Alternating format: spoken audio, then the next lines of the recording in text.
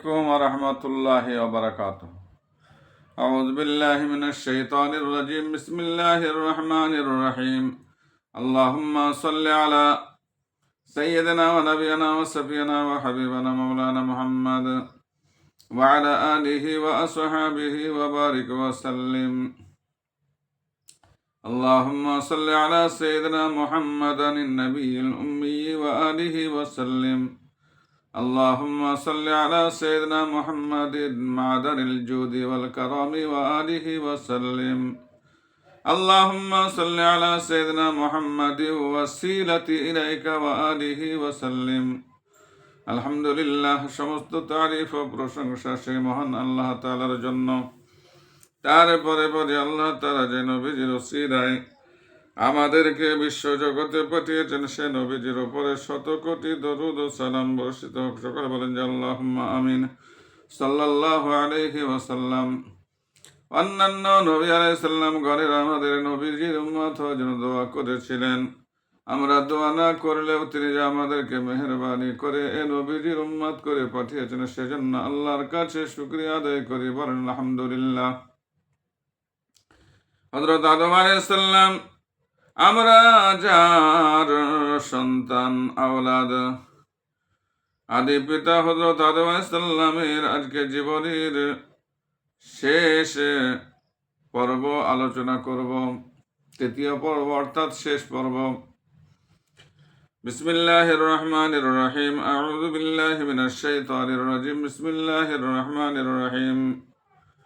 অতঃপর আল্লাহ তাআলা নির্দেশ দিলেন, আদমের বংশধর সকলে পূর্ব থেকে পশ্চিম পর্যন্ত কাতারবন্দি হয়ে দাঁড়াও। ততক্ষণ সকলে কাতারবন্দি হয়ে দাঁড়িয়ে গেল। যারা আদমের ডান দিকে দাঁড়িয়েছিল তাদের সকলে ছিল মুমিন। সকলের আগের কাতারে আম্বিয়ায়ে কেরাম সকলে মুস্তাফা সাল্লাল্লাহু আলাইহি ওয়াসাল্লাম এর পেছনে দাঁড়িয়েছিলেন। কেরাম সকলে মুস্তাফা সাল্লাল্লাহু আলাইহি ওয়াসাল্লামের পেছনে দাঁড়িয়েছিলেন। হযরত আদম আলাইহিস সালামের বাম দিকে যারা দাঁড়ায় তারা সব ছিল কাফের। এদের আগের কাতারে ছিল প্রতিশালী, অহংকারী, দাম্ভিকেরা। এরপর আল্লাহর ঘোষণা হলো, আমি কি তোমাদের প্রভু নই? তারা সকলে সমস্বরে বলে উঠল, হ্যাঁ, আপনি আমাদের প্রভু। পরওয়ারদিগারে স্বীকারোক্তির পর আল্লাহ বললেন, তোমরা সকলে তোমাদের প্রভুর উদ্দেশ্যে সাজদা করো। এ নির্দেশ পেয়ে তারা যারা আদমের ডান দিকে দাঁড়িয়েছিল তারা সকলে সাজদায় পতিত হয়, এবং যারা বাম দিকে দাঁড়িয়েছিল তারা কেউ সিজদা করে নাই। আল্লাহ তাআলা দ্বিতীয় দফা নির্দেশ করলেন, তোমরা সাজদা করো প্রভুর উদ্দেশ্যে। এ নির্দেশে তাদের মধ্যকার কেউ সাজদা করেছে, কেউ করে নাই। এ অবস্থা দর্শনে আদম আলাইহিস সালাম বললেন, ইয়া আল্লাহ, আমি এ ঘটনায় কিছু অভূতপূর্ব বিস্ময়কর ব্যাপার প্রত্যক্ষ করেছি। এ সম্পর্কে আমাকে অবহিত করুন।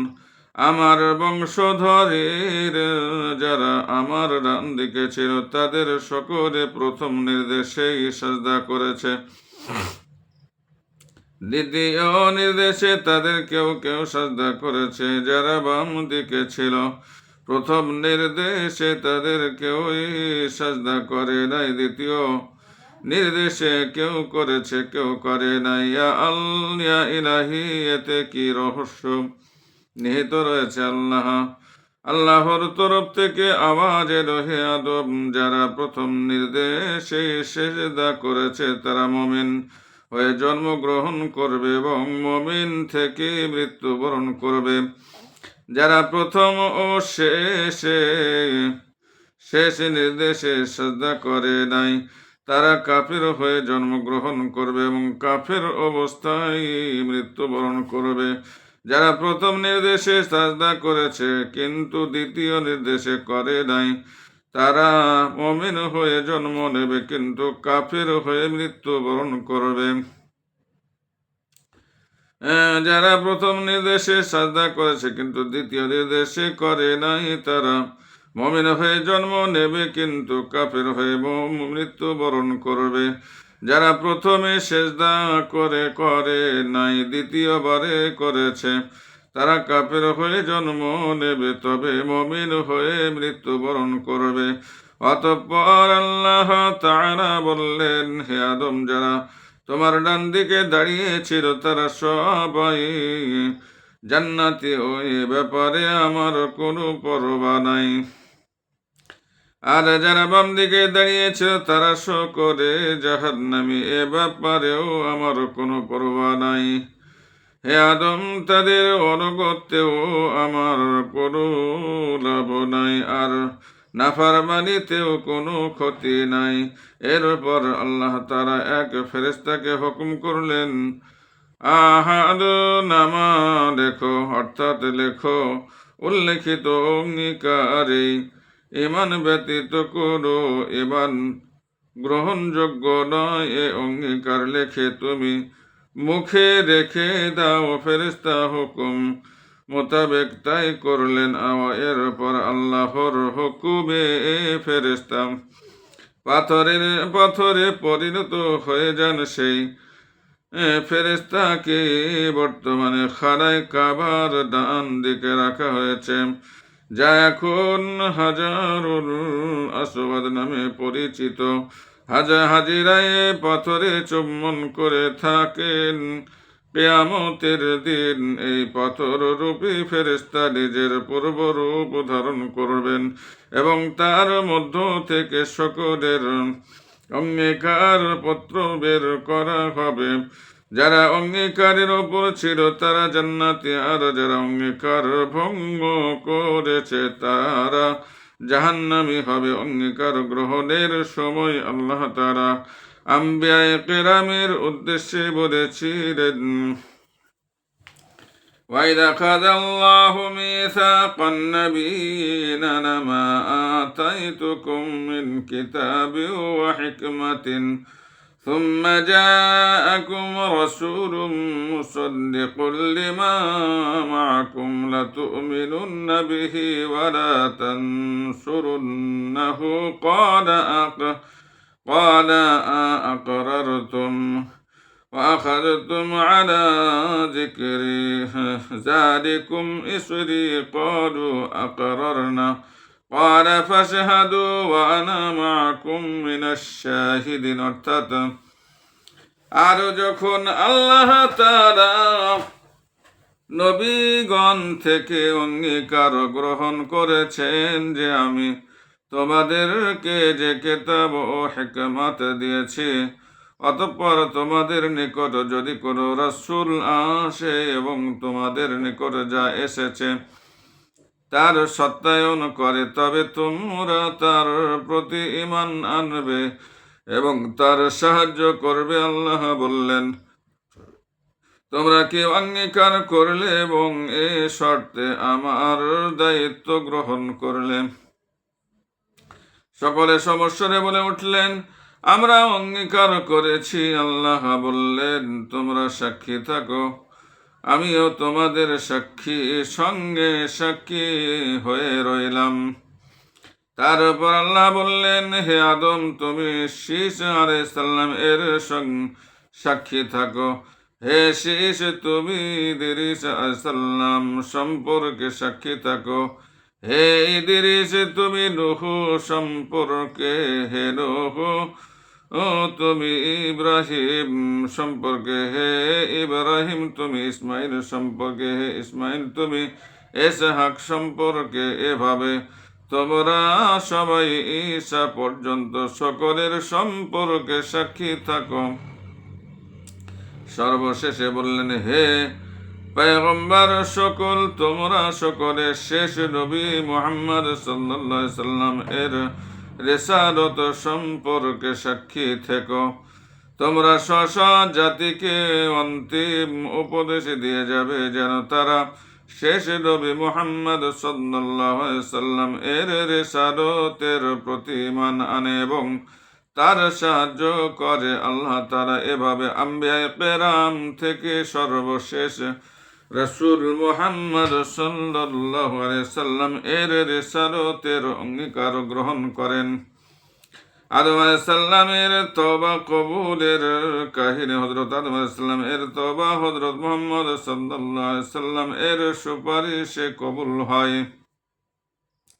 এবার আদম ও হাওয়ার প্রতি আল্লাহর তরফ থেকে ইলহাম হলো, তোমরা চিরচর শরণদ্বীপে গিয়ে বসবাস করতে থাকো, সেখানে তোমাদের সন্তানাদি জন্ম নেবে। আল্লাহর হুকুমে তারা হিন্দুস্তানের শরণদ্বীপে এসে বসবাস করতে থাকেন। তাদেরকে লোহার কারিগরি কর্ম শেখানোর জন্য একদিন হযরত জিবরাইল আলাইহিস সালাম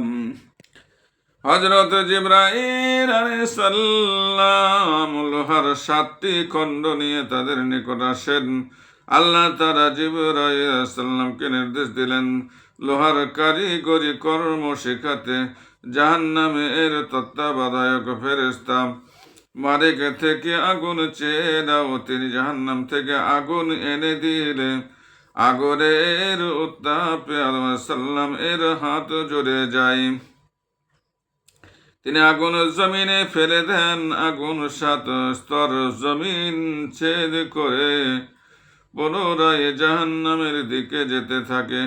কথিত আছে এভাবে 7 বার জাহান্নাম থেকে আগুন আনা হয় এবং প্রতিবারই আগুন ফিরে গিয়ে জাহান্নামে প্রবেশ করে। আবার এলো, হে জিবরাইল, 7 রহমতের দরিয়া হতে আগুন ধুয়ে আনো, তাহলে স্থির হবে। হযরত কাবে আহবার রাদিয়াল্লাহু তাআলা আনহু হতে বর্ণিত আছে, হযরত জিবরাইল আলাইহিস সালাম আগুন আনতে অক্ষম হন। তখন আল্লাহ তাআলা আদমকে ইরশাদ করলে তিনি চকমকি পাথর ঘর্ষণ করে তা হতে আগুন বের করেন এবং জিবরাইল আলাইহিস সালাম তাকে লোহার কারিগরি কর্ম শিক্ষা দেন। আদম আলাইহিস সালাম কৃষি যন্ত্রপাতি তৈরি করেন। জিবরাইল আলাইহিস সালাম জান্নাত হতে এক জোড়া বলদ এনে দেন। কেউ কেউ বলেন আইনুল বাকার থেকে 2টি গাভী এনে দেন। জান্নাত থেকে এক মুষ্টি গন্ধম এনে দিয়ে বললেন, স্বহস্তে কৃষি কর্ম করে নিজের খাদ্য অর্জন করুন। আদম আলাইহিস সালাম সে গন্ধম বিচি জমিনে ছিটিয়ে দেন এবং হাল জোড়েন। হালের বলদ বাঁকা হয়ে চলতে শুরু করলে তিনি সেটিকে লাঠির আঘাত করেন। বলদ বলে উঠল, হে আদম, আমাকে কেন মারছেন? যদি আপনার বিবেচনা থাকতো তাহলে ধুলি মাটির এই দুনিয়াতে জড়িয়ে পড়তেন না।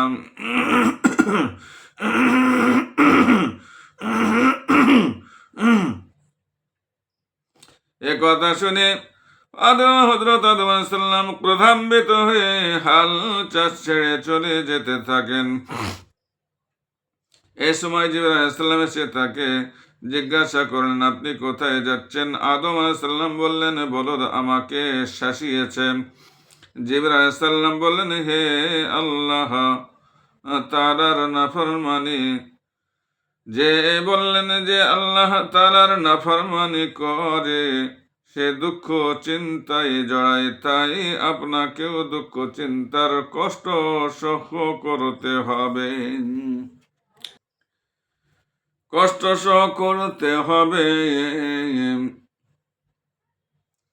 তবে আপনি আল্লাহর নিয়ামত ভোগ করতে পারবেন। কথা শুনে আদম আলাইহিস সালাম পুনরায় হাল চষতে শুরু করে দেন। এবারও হালের বলদ উল্টা পাল্টা করতে শুরু করে এবং জোয়াল কাঁধের থেকে নিচে ফেলে দেয়। আদম আলাইহিস সালাম পুনরায় লাঠি ব্যবহার করেন। আঘাত পেয়ে বলদ কাঁদতে শুরু করে আদম আলাইহিসসালাম বিরক্ত হয়ে হাল চাষে ছেড়ে চলে যান।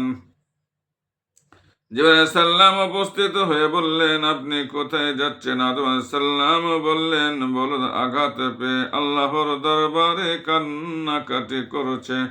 জিবরাইল আলাইহিস সালাম বললেন, আল্লাহ আপনাকে সালাম দিয়েছেন এবং বলেছেন আপনি বলদের ওপর কঠোরতা করলে সেটি কখনো সংশোধিত হবে না। তাড়াতাড়ি গিয়ে আপনার কাজে লেগে যান। আল্লাহ বলেছেন, বড়দের মুখে শিল মেরে দেবেন যাতে কথা বলতে না পারে। সেটি থেকে আপনি ভালোভাবে কাজ আদায় করতে পারবেন। অতঃপর হযরত আদম আলাইহিস সালাম কৃষি কাজে মনোনিবেশ করেন। জমিনে গম বপন করেন। বপনকৃত গমে ফল আসে এবং তা পক্ক হলে তিনি সেগুলো কেটে নেন। এসব কিছু 7 ঘন্টার মধ্যে হয়ে যায়। জমিন আদমকে বলল, হে আদম, আমাকে ক্ষমা করবেন, আমি দুর্বল নয় তো আরো আগে আপনাকে গম দিয়ে দিতাম। দুর্বল নয় তো আরো আগে আপনাকে গম দিয়ে দিতাম। হযরত আদম আলাইহিস সালাম গম হাতে মলে খেতে চাইলে জিবরাইল সালাম এসে বললেন, গম আগে পিষে নিন, তারপর পানি মিলিয়ে খামির বানিয়ে আগুনে সেকে তবে খান। হযরত হাওয়া আলাইহিস সালাম জিবরাইল সালাম থেকে শিক্ষা পেয়ে গম হাতে পিষে পানি মিশিয়ে খামির বানান এবং রুটি বানিয়ে আগুনে সেকে আদম আলাইহিস সালাম এর সামনে এনে রাখেন। রুটির সামনে পেয়ে আদম আলাইহিস সালাম খেতে উদ্যত। জিবরাইল সালাম বললেন, সূর্যাস্ত পর্যন্ত অপেক্ষা করুন, কেননা আপনি রোজাদার। সূর্যাস্ত হলে আদম ও হাওয়া আলাইহিস সালাম এর এক সাথে রুটি খান। আদম আলাইহিস সালাম হিন্দুস্তানে এসে বসবাস শুরু করলে হযরত হাওয়া আলাইহিস সালাম অন্তঃসত্ত্বা হন এবং এক জোড়া ছেলে মেয়ে প্রসব করেন। ছেলের নাম কাবিল এবং মেয়ের নাম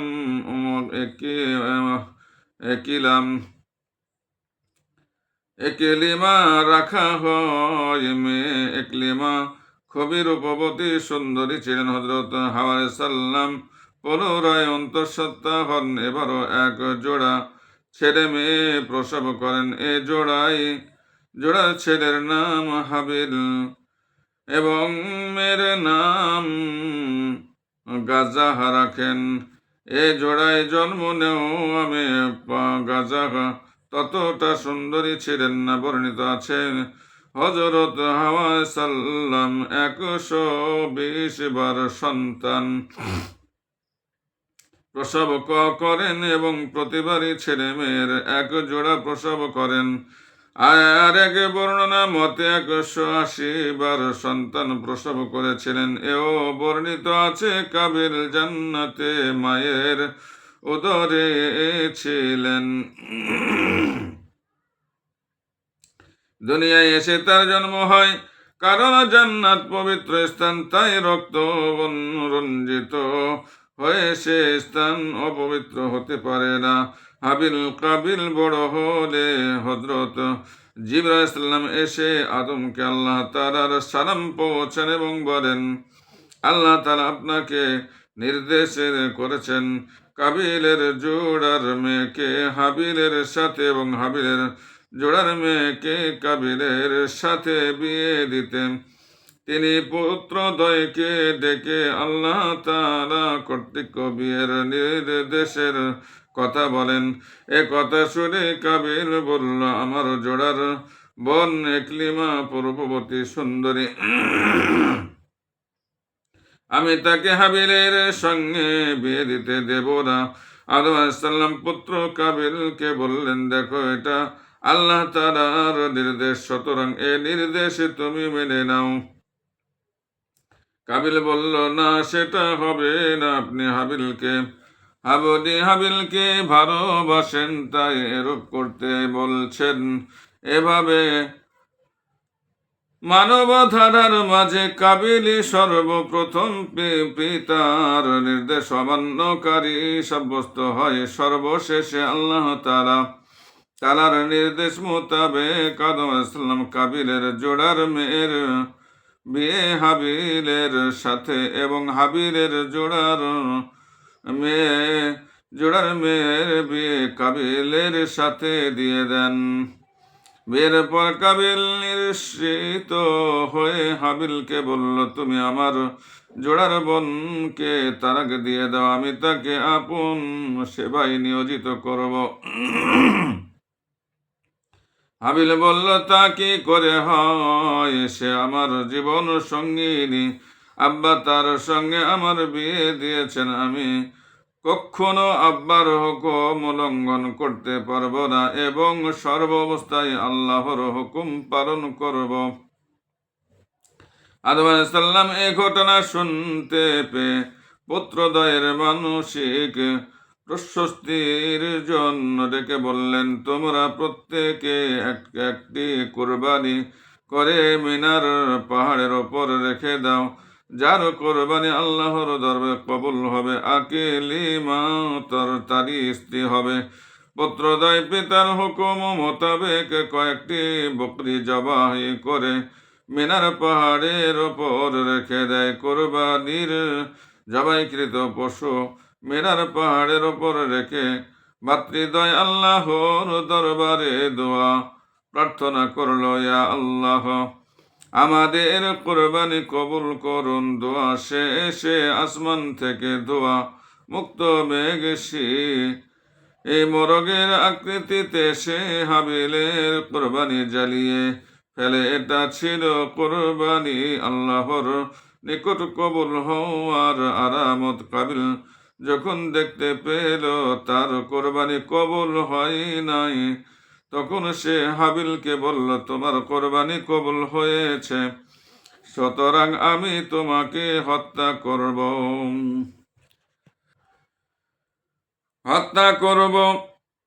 হাবিল বলল, আল্লাহ তাআলা মুত্তাকিদের কোরবানি কবুল করে থাকেন, অতএব তুমি আমাকে হত্যা করতে হাত প্রসারিত করলেও আমি তা করব না। আমি সমগ্র জগতের প্রভু মালিক আল্লাহ তাআলাকে ভয় করি, যে মিনা পাহাড়ে কাবিল ভাতৃদ্বয়ের কোরবানি রাখা হয়েছিল, সেটা এখন হাজীদের মোনাজাত দোয়া প্রার্থনার স্থল। অদ্যাবধি কোরবানি সেখানে অনুষ্ঠিত হয়ে থাকেন। হযরত আদম আলাইহিস সালাম এর কানে মিনা পাহাড়ের আগুন ছিল ফয়সালাকারী, যে বস্তু বিচার ইনসাফের জন্য সেখানে এনে রাখা হতো।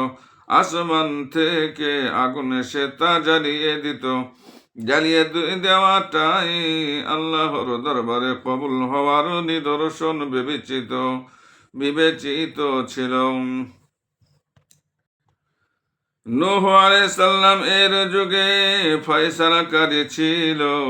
নূহের কিস্তি দ্বারা সত্য মিথ্যা যাচাই করা হতো। বিপদ আপদ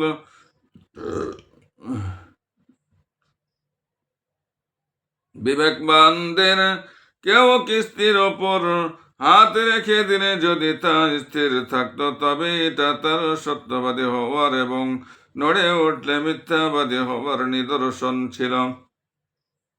ঈসা আলাইহিস সালামের যুগে ফয়সালাকারী ছিল এক বিশেষ পরিমাপ পাত্র। কেউ তাতে হাত রাখলে যদি আওয়াজ বের হতো, তাহলে সে মিথ্যাবাদী এবং আওয়াজ বের না হলে সত্যবাদী সাব্যস্ত হতো। হযরত দাউদ আলাইহিস সালাম এর যুগে সিদ্ধান্তকারী ছিল জিনজির জাম, যা আসমান থেকে ঝোলানো থাকতো। বিপদ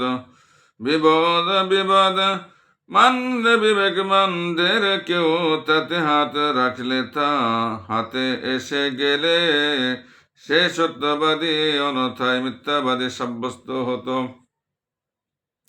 হযরত সুলাইমান আলাইহিস সালামের যুগে সিদ্ধান্তকারী ছিল গির্জার দেয়াল, পথের ছিদ্র। বিবেকবানদের প্রতি হুকুম করা হতো সে ছিদ্র রাখার পা আটকে গেলে সে মিথ্যাবাদী, অন্যথায় সত্যবাদী বলে সাব্যস্ত হতো। হযরত জাকারিয়া আলাইহিস সালাম এর যুগে সিদ্ধান্তকারী কলম, বিবেকবানদের প্রতি হুকুম দেওয়া হতো নিজ নিজ নাম রেখে কলম পানিতে ছেড়ে দাও, যার কলম পানির ওপর ভাসত সে সত্যবাদী, এবং যার কলম ডুবে যেত সে মিথ্যাবাদী বলে সাব্যস্ত হতো। হযরত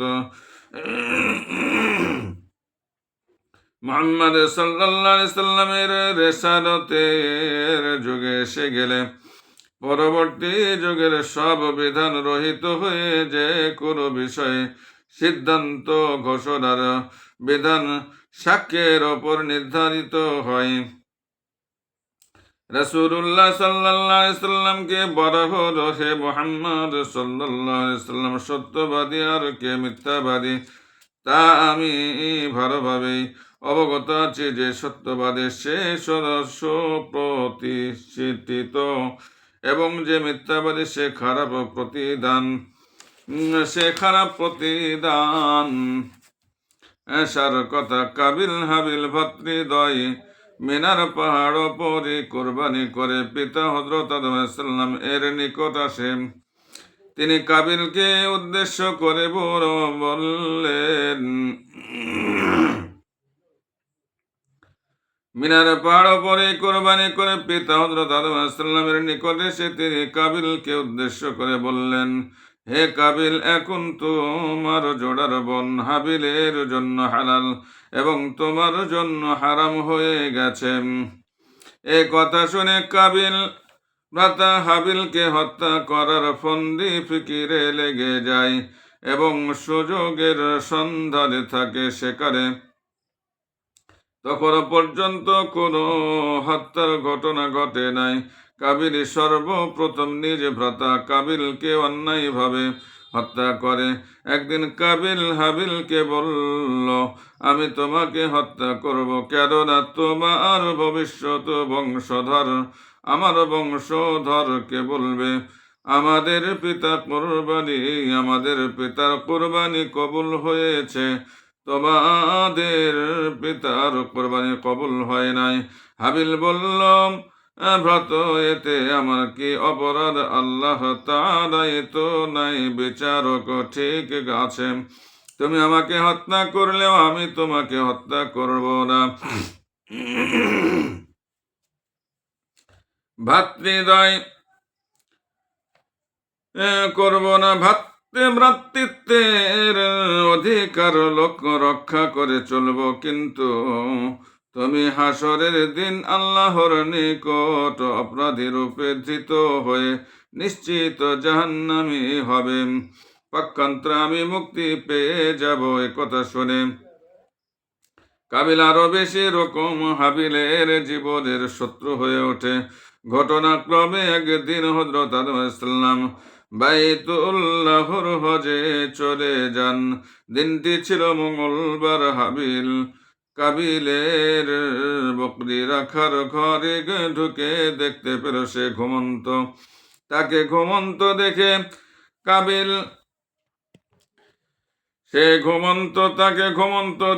কাবিল ভাবছিল কিভাবে হত্যা করবে। আল্লাহর নির্ধারণের বিপরীত কিছু করার কোনো উপায় নাই। কাবিলের চিন্তামগ্ন অবস্থায় অভিশপ্ত ইবলিস মানব আকৃতি ধারণ করে একটি সাপ হাতে করে তার সামনে আসে এবং ভূমি হতে একটি পাথর খণ্ড উঠিয়ে সাপের ওপর নিক্ষেপ করতে সাপটি মরে যায়। এই ঘটনা ঘটিয়ে অভিশপ্ত ইবলিস অদৃশ্য হয়ে যায়। কাবিল অভিশপ্ত ইবলিসের শিক্ষা অনুযায়ী একটি পাথর উঠিয়ে কাবিলের মাথায় মারতে সে মৃত্যু কোলে ঢলে পড়ে। আর আল্লাহর রহমত বঞ্চিত কাবিল কাফের অপরাধী সাব্যস্ত হয়। এরপর হাবিলের মৃতদেহের ওপর শকুন এসে পতিত হয়। মৃত্যু দেহ কি করবে এ নিয়ে কাবিল বিচলিত হয়ে পড়ে। অবশেষে অভিশপ্ত কাবিল ভাইয়ের মৃতদেহ কাঁধে বয়ে এখানে ওখানে ফিরতে থাকে।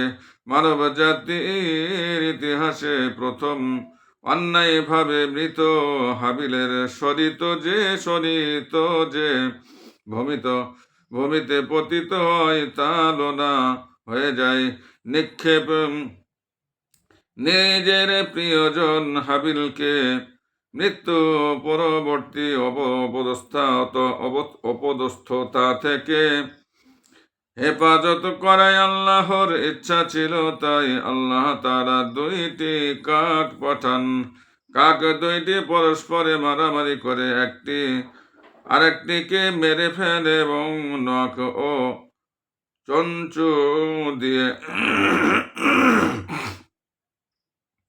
জমিন খুঁড়ে কবরের মতো করে তাতে মৃত কাকটিকে প্রথিত করে চলে যায়। এই ঘটনার বর্ণনায় কোরআন পাকে আল্লাহ তাআলা বলেন, ফাবাআসাল্লাহু গারিবান ইয়াবহাসু غرابا يبحث في الأرض ليريه كيف يواري سوءة أخيه।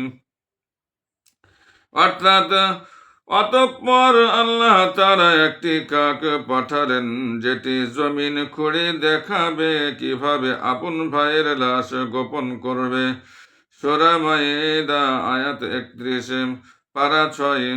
কাকের অবস্থা দর্শনে ভাতৃ হন্তা কাবিল দুঃখ প্রকাশ করতে থাকে।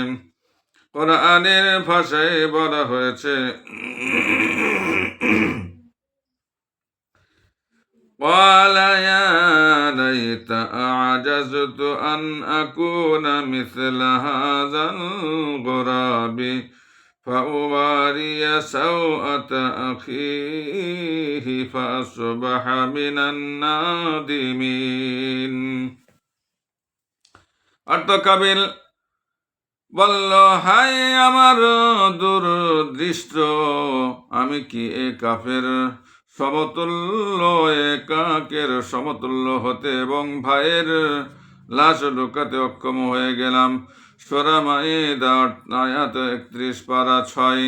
এ বলে কাবিল শুধু দুঃখ অনুতাপ করতে থাকে। সূরা মায়েদার তাফসীরে রয়েছে, হাবিলের আগে মানব জাতির আর কেউ মৃত্যুবরণ করে নাই, তাই মৃতদেহের সৎকার কিভাবে করতে হবে তা ছিল অজ্ঞাত। হন্তা কাবিল এ ভেবে ভীত হলো, যদি মৃতদেহ পড়ে থাকে তাহলে মানুষ দেখে আমাকে পাকড়াও করবে। তাই সে কয়েকদিন পর্যন্ত হাবিলের মৃতদেহ গাটের বেঁধে এখানে সেখানে বহন করে লুকাতে থাকে। এরপর আল্লাহ তাআলা কাক প্রেরণ করেন। কাক জমিন খুঁড়ে মৃত কাকের দেহ প্রথিত করে দেখিয়ে দিলে সে বুঝে নিল হাবিলের মৃতদেহ দাফন করতে হবে। এ ঘটনা কিছুটা অন্যভাবেও উল্লিখিত হয়েছে। বলা হয়েছে, একটি কাক জমিন খুঁড়ে আরেকটি মৃত কাকে দাফন করে। কাবিল কাকের লাশ দাফন করার পন্থা পদ্ধতি দেখে স্বীয় ভ্রাতার মৃতদেহ বয়ে বেড়ানোর জন্য লজ্জিত হয়। সেও কাকের মতো কবর খুঁড়ে ভাইয়ের লাশ দাফন করে স্বদেশের উদ্দেশ্যে রওনা করে। এ সময় আল্লাহর তরফ থেকে আওয়াজ এলো, হে এ জমিন কাবিলকে গিলে ফেলো আল্লাহর হুকুমে। জমিন তার হাঁটু পর্যন্ত গিলে ফেলে। কাবিল আসমানের প্রতি মুখ তুলে বলল, ইয়া আল্লাহ, ইবলিস আপনার দরবার হতে বিতাড়িত, আপনার দোয়া করুণা হতে বঞ্চিত। তাকেও যদি জমিন গিলে ফেলতো। আওয়াজ এলো, হে অভিশপ্ত ইবলিস তো আপন ভাইয়ের রক্ত প্রবাহিত করে নাই। সে পুনরায় বলল, ইয়া আল্লাহ, আমার আব্বাও নিষিদ্ধ গন্ধম ভক্ষণের অপরাধী, তাকেও যদি জমিন গিলে ফেলতম। এবার আল্লাহর তরফ থেকে ধমক দিয়ে ভৎসনা করা হলো, হে অভিশপ্ত, আমার করোনা বঞ্চিত তোমার আব্বা কি রক্ত সম্পর্কের বন্ধন ছিন্ন করেছে যেমন তুমি করেছ। এর ওপর জমিন কাবিলের বক্ষ পর্যন্ত গিলে ফেলে। এবার কাবিল বলল, ইয়া আল্লাহ, তোমার কসম করে বলছি, আমি আমার আব্বার কাছ থেকে শুনেছি, তিনি বলেছেন তার তওবা লা ইলাহা ইল্লাল্লাহু মুহাম্মাদুর রাসূলুল্লাহ সাল্লাল্লাহু আলাইহি সাল্লামের কালেমার বরকতে কবুল হয়েছে, যা আরশ পরি লেখা ছিল। ইয়া আল্লাহ, সেই কালেমার বরকতে তুমি আমাকে মাফ করে দাও। কাবিলের এই নিবেদনের পর আবার এলো, জমিন তাকে ছেড়ে দাও। এরপর আল্লাহ তাআলা এক ফেরেশতাকে কাবিলের নিকট পাঠান। এ ফেরেশতা বর্ষা নিক্ষেপ করে তাকে মেরে ফেলে। আল্লাহ তাআলা তাকে পুনরায় জীবিত করেন, আবার মারেন, আবার জীবিত করেন। এভাবে কিয়ামত পর্যন্ত তা একবার মেরে পুনরায় জীবিত করা হবে। হযরত আদম আলাইহিস সালাম মক্কা শরীফ থেকে এসে হাবিলকে অনেক খোঁজাখুঁজি করেও পান নাই। এরপর মানুষজনকে তার সম্পর্কে জিজ্ঞাসা করতে শুরু করেন। কেউ একজন বলল, গত কয়েকদিন থেকে সে কোথায় গেছে বলতে পারি না। অবশেষে হযরত আদম আলাইহিস সালাম হাবিলের সন্ধান না পেয়ে আহার নিদ্রা ছেড়ে বসেন। সর্বক্ষণ শুধু হাবিলের চিন্তাই করতে থাকেন। একদিন ভোর রাতে হযরত আদম আলাইহিস সালাম স্বপ্নে দেখিলেন হাবিল আব্বা আব্বা বলে ডাকাডাকি করছে। আদম আলাইহিস সালাম ভীত সন্ত্রস্ত হয়ে জেগে ওঠেন এবং আওয়াজের ধারে কাঁদতে শুরু করেন। এ সময় হযরত জিবরাইল আলাইহিস সালাম অবতরণ করে বললেন, হাবিলকে কাবিল হত্যা করে অমুক খানে প্রথিত করে রেখেছে। এ কথা শুনতে হযরত আদম আলাইহিস সালাম ও হাওয়া আলাইহিস সালাম অঝোর ধারায় কাঁদতে শুরু করেন এবং জিবরাইল আলাইহিস সালামকে বললেন, আমরা তার কবর দেখতে চাই। আরো বললেন, আমি কাবিলের প্রতি অত্যন্ত অসন্তুষ্ট। জিবরাইল আলাইহিস সালাম সান্ত্বনা দিয়ে বললেন, আপনারা কান্নাকাটি করবেন না।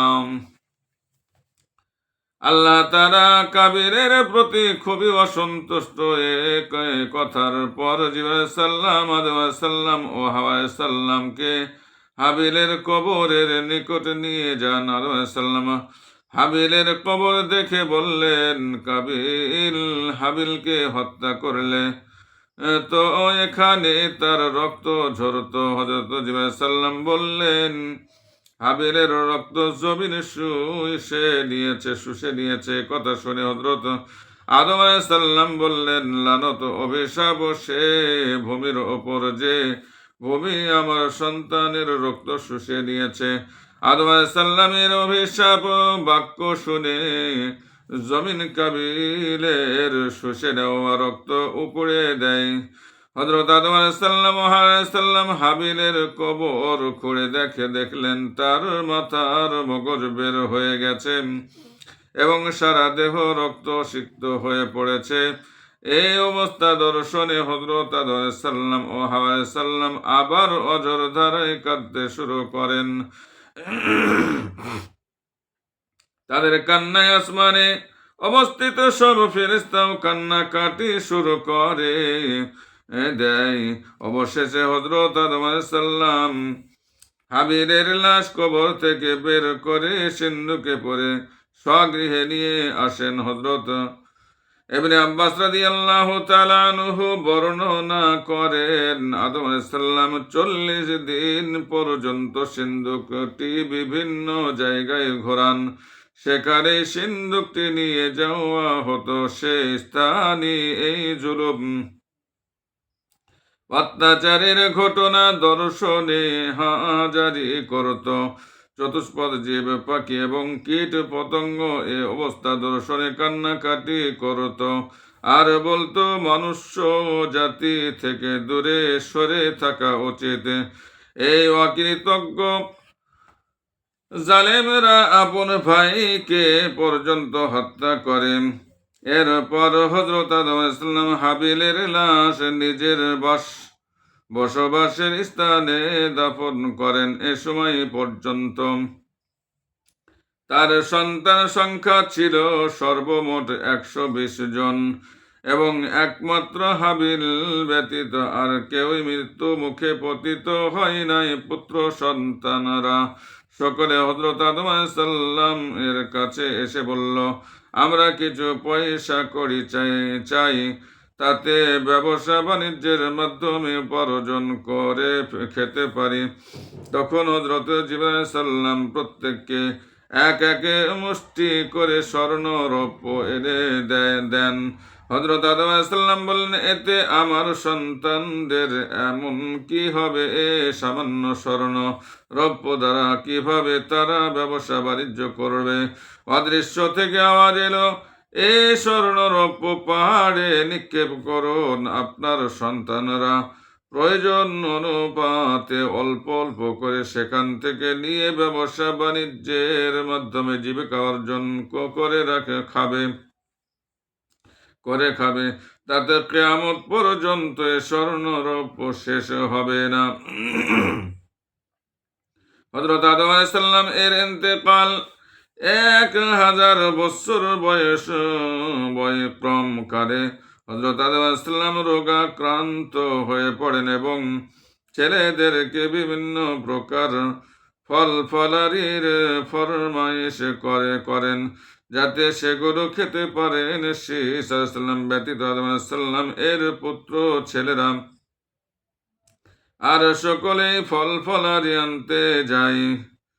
ঈসা আলাইহিস সালাম ব্যতীত আদম আলাইহিস সালাম এর পুত্র ছেলেরা আর সকলেই ফল ফলারি আনতে যায়, কিন্তু হযরত ঈসা আলাইহিস সালাম পিতার সেবা কার্যে নিয়োজিত থাকেন। আদম আলাইহিস সালাম সন্তানদের যারা ফল ফলারি আনতে গিয়েছিল তারা আসতে বিলম্ব দেখে ঈসা আলাইহিস সালামকে হযরত আদম আলাইহিস সালাম বললেন, তুমি অমুক পাহাড় উপরে গিয়ে দোয়া প্রার্থনা করো, তাহলে মহান আল্লাহ তাআলা আল্লাহ দোয়ার বরকতে আমার জন্য ফল ফলারি পাঠিয়ে দেবেন।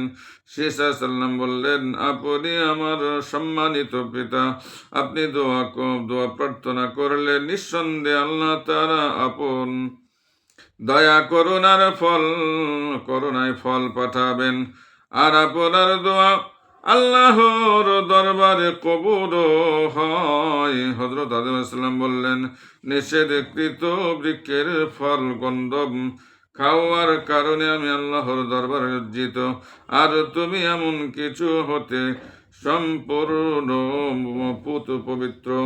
অবশেষে তিনি পিতার নির্দেশ মোতাবেক পাহাড়ে গিয়ে দোয়া প্রার্থনা করেন। দোয়া শেষে দেখলেন হযরত জিবরাইল আলাইহিস সালাম একটি সোনালী রঙের রেকাবিতে করে ডমর ডালিম, সেব, নারঙ্গি,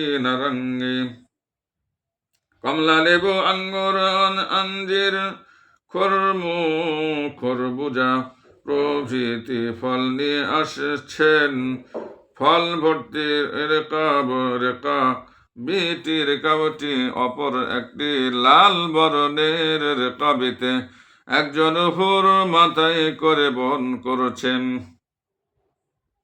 এই হুর মুখোশ খুলে হযরত আদম আলাইহিস সালামের সম্মুখে হাজির হলে তিনি হযরত জিবরাইল আলাইহিস সালামকে জিজ্ঞাসা করলেন, এই হুরকে? তিনি বললেন, আল্লাহ তাআলা এই হুরকে হযরত ঈসা সাল্লাম এর স্ত্রী হিসাবে জান্নাত থেকে পাঠিয়েছেন, কেননা ঈসা সাল্লাম ব্যতীত আপনার আর সব সন্তানই জোড়ায় জোড়ায় সৃষ্টি হয়েছে। কেউ কেউ বলেন সেই হুর পুনরায় জান্নাতে চলে যায় এবং কিয়ামত পর্যন্ত হযরত ঈসা সাল্লামের জন্য জান্নাতে অপেক্ষমান থাকবে।